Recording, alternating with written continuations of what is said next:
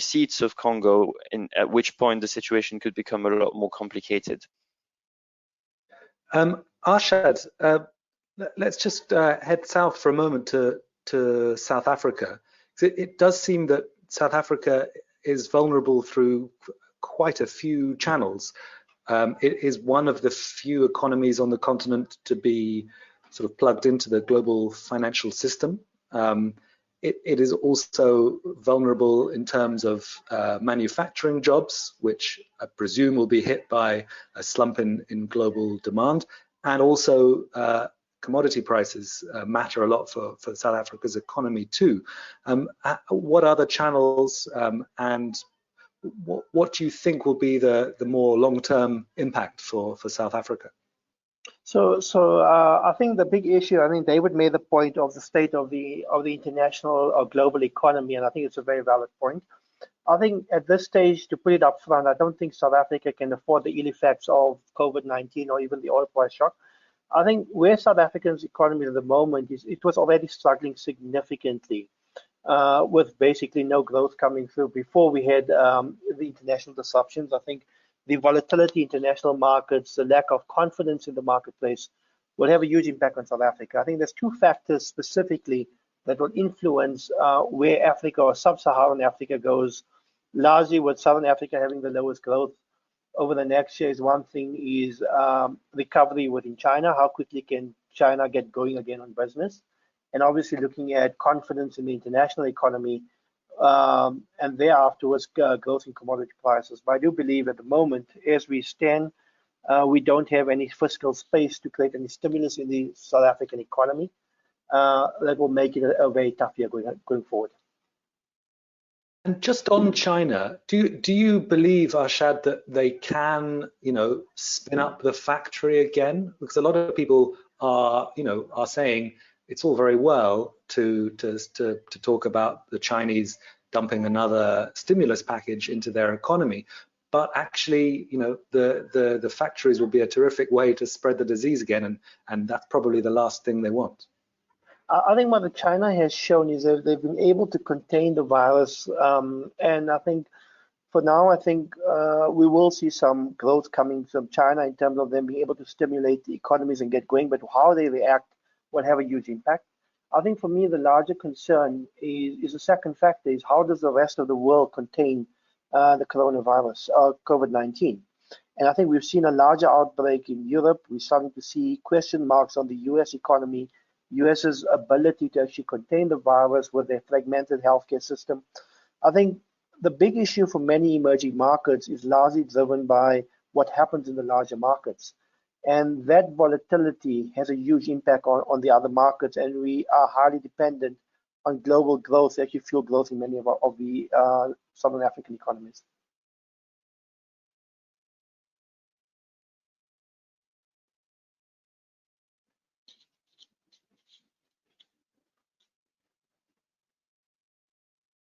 Hello. Sorry. I assume you can hear me now. Just to say, you're listening to Coronavirus and the Challenge for Africa webinar by Invest Africa. David, you had talked about this face-off between China and the US. It's one of the defining things of the last few years. Is this a moment where an agile US administration, and I'm not sure we have one, but perhaps a more agile US administration would be taking advantage to score some geopolitical points? We've already seen the US be a bit more front foot forward, striking trade deals with Kenya, welcoming Felix Tshisekedi, the Democratic Republic of Congo president, on a trip to the US, and getting a lot more involved with Angola, previously, sort of China-only territory in the previous decade or so. Do you think the US will take advantage of a China stumble to try and grab a bit more influence on the continent? Okay. My sense of humor, I'm giggling inside because I think your question is the wrong way around.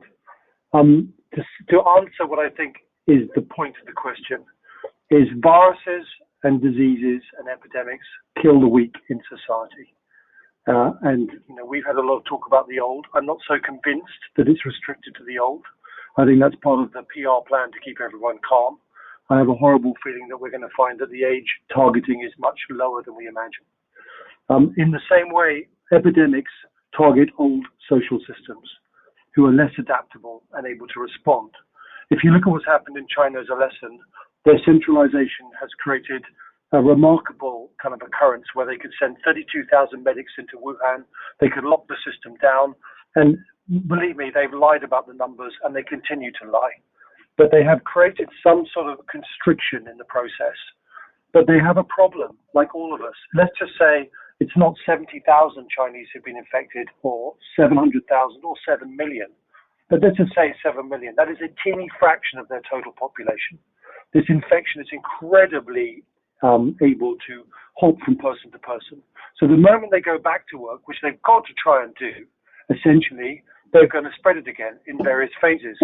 And I think the Chinese are probably about to cotton on to a phased exposure program where you expose critical members of your society back into, you make them immune and you say, we're exposing 100,000 of you, and then you're sick, there'll be an ICU bed for you, so your mortality rate is not 12% or 10, it's more likely 6 because we can save some of you. And I think we're going to end up with an incredibly, exactly that dilemma in the Western world. Once we've shut down like Italy and we've isolated, there's a realization that how do you get your economy back to work before a vaccine comes into offering in 12 or 18 months? And the answer is phased exposure. Now, in terms of the ability of America to adapt versus China and how the foreign policy affects Africa is interesting because America has never had a threat to its soil since the Civil War. It's an incredibly fragile entity that projects its aspirations overseas and casualties are overseas, but never on its homeland. And I suspect we're about to see a very, very dubious series of responses with a leader who's narcissistic and behind the eight ball, who disabled the CDC. And I think at the end of it, you're going to end up with Bernie Sanders could well be winning the nomination, and whoever wins that nomination will be the president. And Democratic presidents are not going to be projecting American influence. The Chinese, on the other hand, are going to benefit from all the defaulted loans in Africa, because Africa is a commodity-based economy. And as you quietly said, it's not just oil, it's every commodity is responding the same way. So you can assume there's going to be a revenue failure from commodities.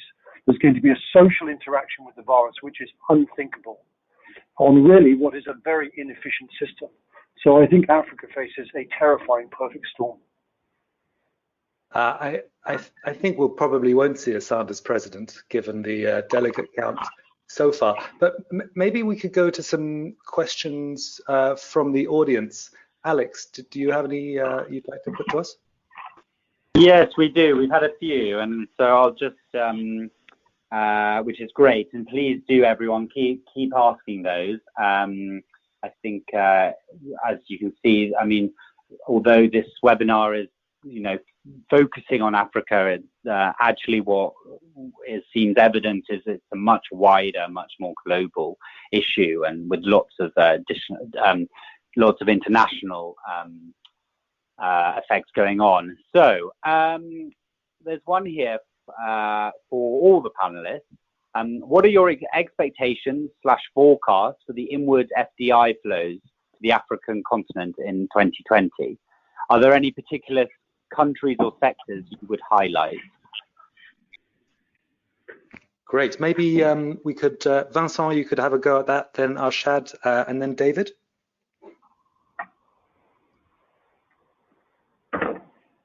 Absolutely. I think there are sectors maybe we haven't touched on that will be struggling in the year ahead. I think inevitably anything that has to do with travel is going to take a severe hit. And there are countries, that are reliant on tourism for a significant part of their forex receipts, for their inbound investment as well. And you can think of places like Mauritius, the Seychelles, but even South Africa to an extent that will suffer from this.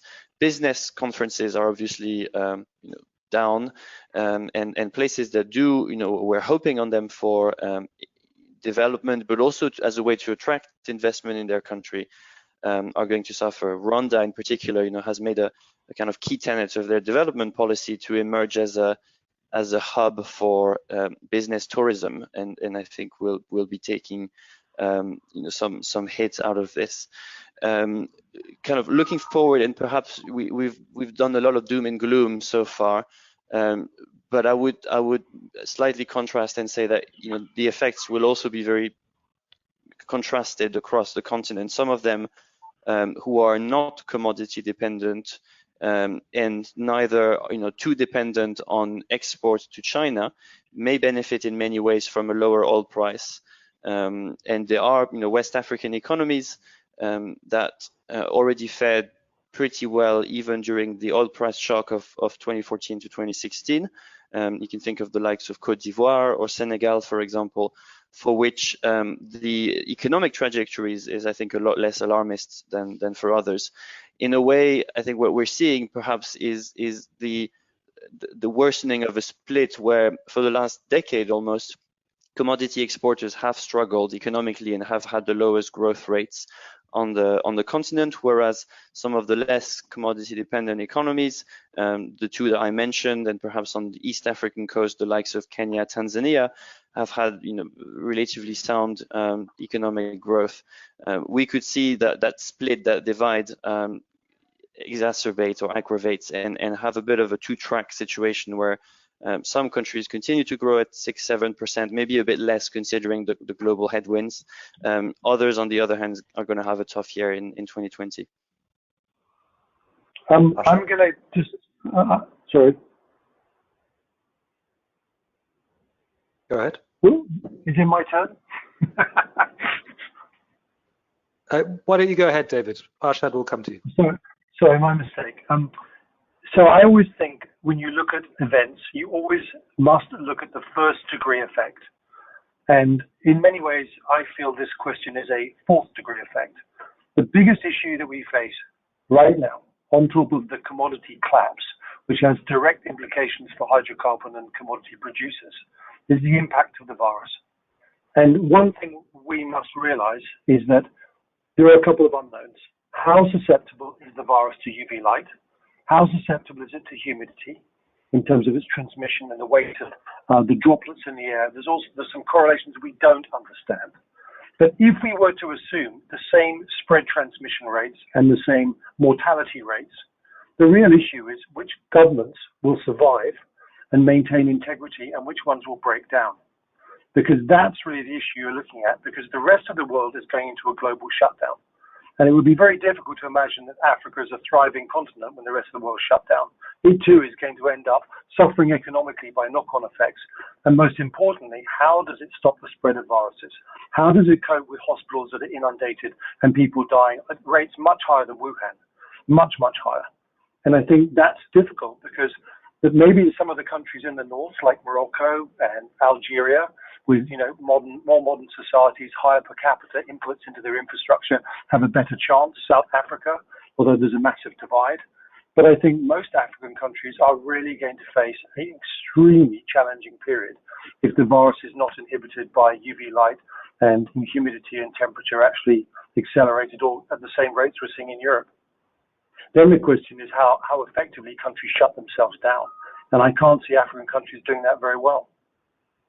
I would urge everyone just to research Nigeria's response to the very frightening Ebola outbreak a few years ago, which won commendations from around the world.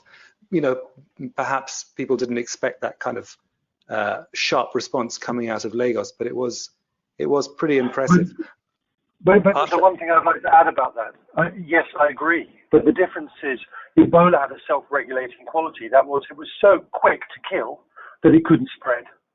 Whereas this is completely the opposite. This has an incredible way of inveigling itself into society with as long as some people think 21 days incubation process. And in the developed world, we haven't got around the protocols to contain it. So it's very difficult to see Africa finding a solution that the Western world and even China didn't really come up with. Right, but as the mortality rates are so much lower than Ebola, I just wanted to push back on some of the state collapse kind of stuff. Arshad, let's try and pick out then the FDI impacts that you think we might see over the next 6 months?